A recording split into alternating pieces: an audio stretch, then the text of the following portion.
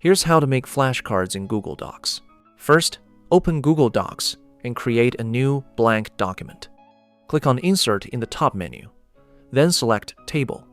Choose a table with 2 columns and as many rows as you need for your flashcards. In the left column, type your questions, terms, or vocabulary words. In the right column, enter the answers, definitions, or explanations that match each item. To make the flashcards easier to read, click and drag the column border to adjust the size of each card. You can also highlight the text and use the toolbar to change the font size, make text bold, or apply different formatting. Continue filling in all your questions and answers until your flashcards are complete. Once finished, click File and then select Print. Choose your preferred print settings and print the document. After printing, simply cut along the table lines to create individual flashcards. That's how you can make flashcards in Google Docs quickly and easily. If you found this video helpful, subscribe to our channel